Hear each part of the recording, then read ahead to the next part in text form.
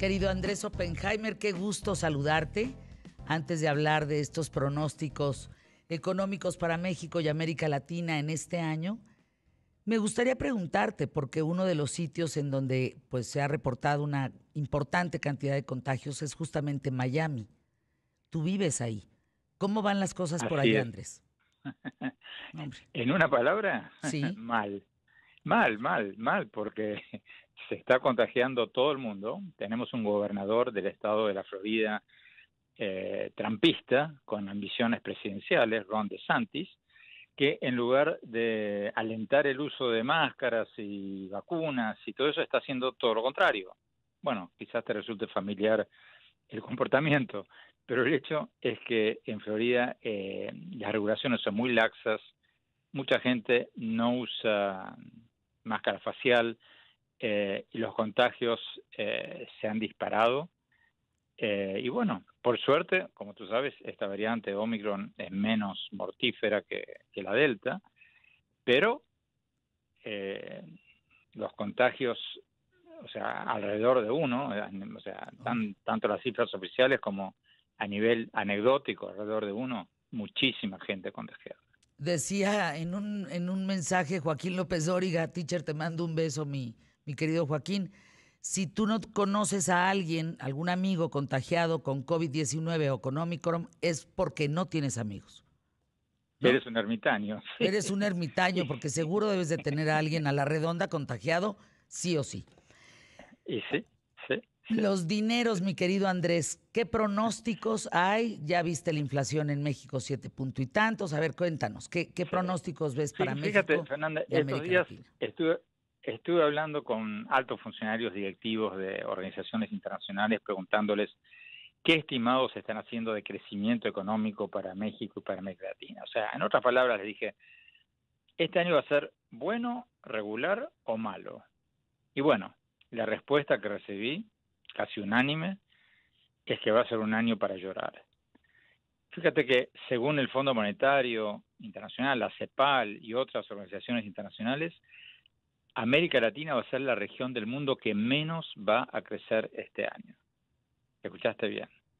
Hombre, Mientras que Estados Unidos va a crecer un 5,2%, la economía, Europa un 4,3%, China un 5,3%, Medio Oriente un 4,1%, hasta el África subsahariana, Fernanda, va a crecer más que América Latina. no, bueno. El África subsahariana, según los estimados del FMI, va a crecer un 3,8%. Y América Latina, en promedio, va a crecer apenas un 3%.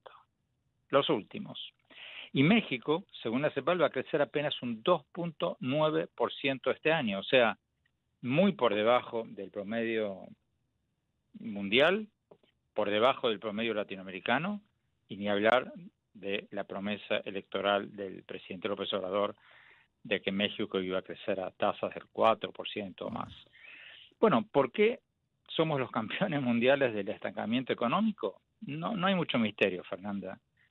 Hay muchos motivos, pero el más importante es muy sencillo. No crecemos porque no atraemos inversiones. Ahuyentamos las inversiones y sin inversión no hay crecimiento y sin crecimiento no hay reducción de la pobreza. A menos que empieces a imprimir billetes, como está ocurriendo en varios de nuestros países, y eso, claro, aumenta la inflación y a la larga aumenta la pobreza.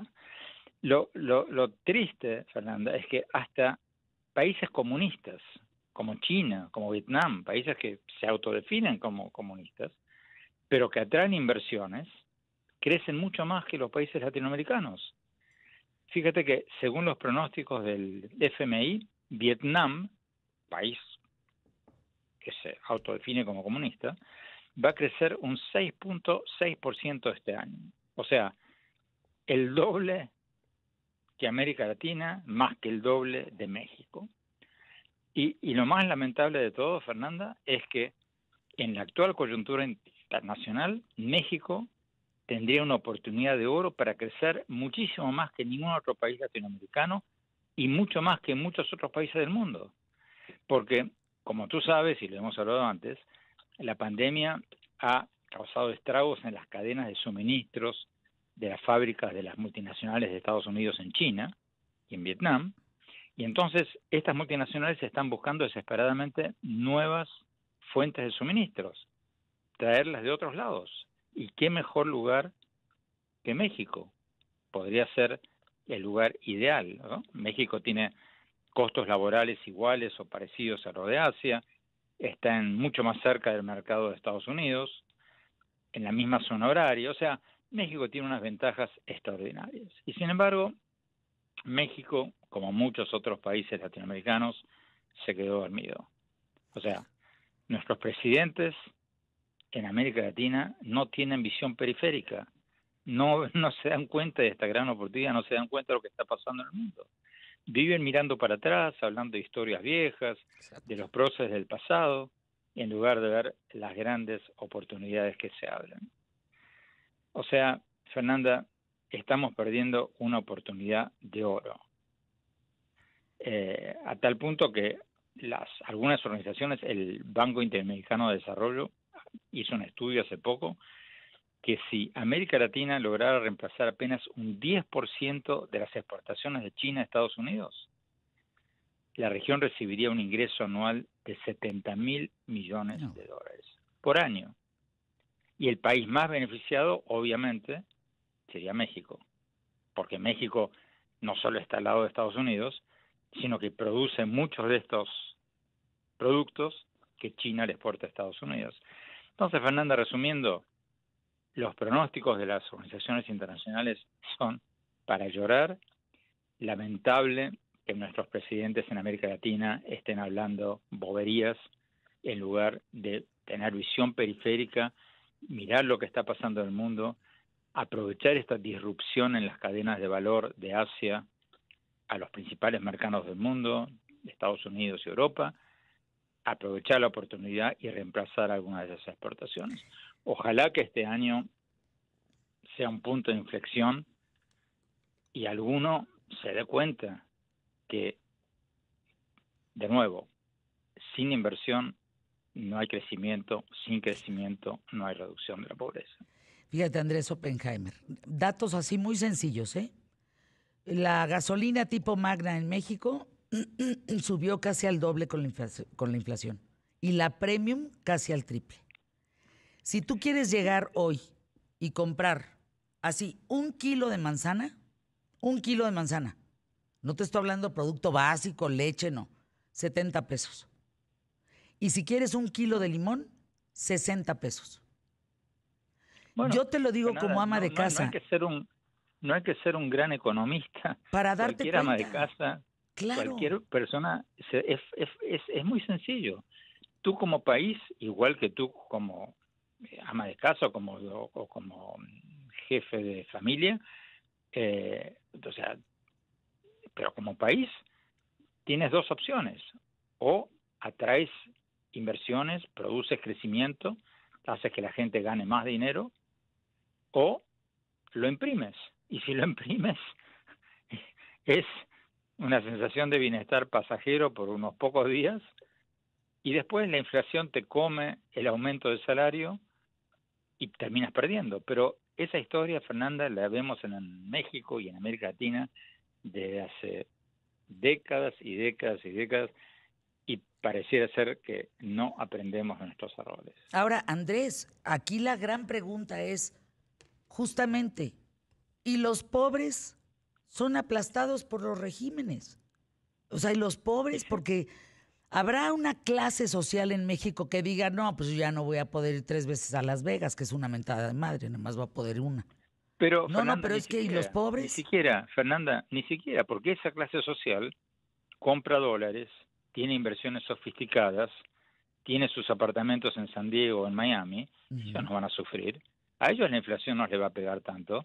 A los que más les pega son a los de menos recursos, que dependen de un salario mínimo o de un salario que, como decíamos recién, cuando se lo aumentan, parece una buena noticia porque durante una semana les ayuda, pero apenas pasan pocas semanas, se los come la inflación y son más pobres que antes.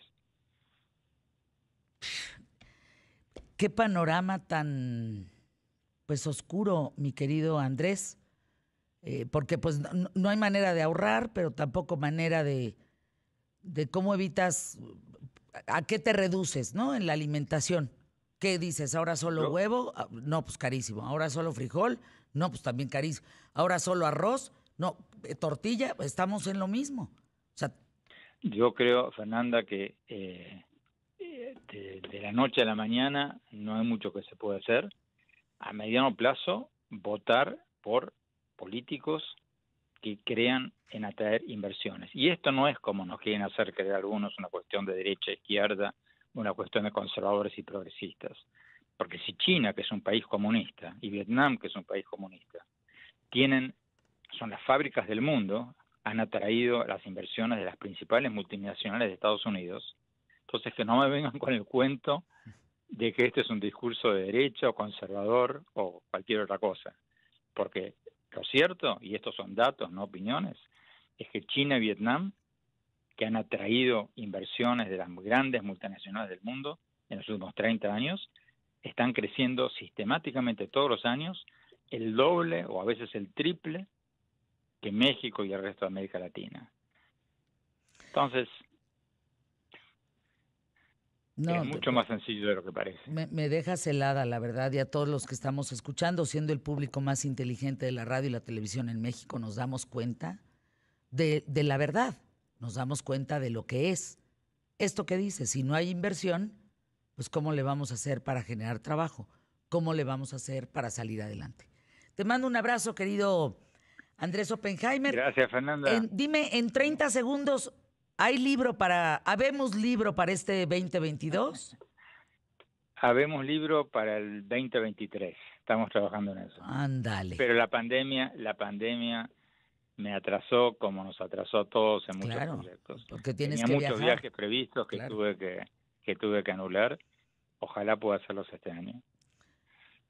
Verás que sí. Te mando un abrazo, Andrés. Es un agasajo colaborar juntos aquí en ¿Qué tal, Fernando?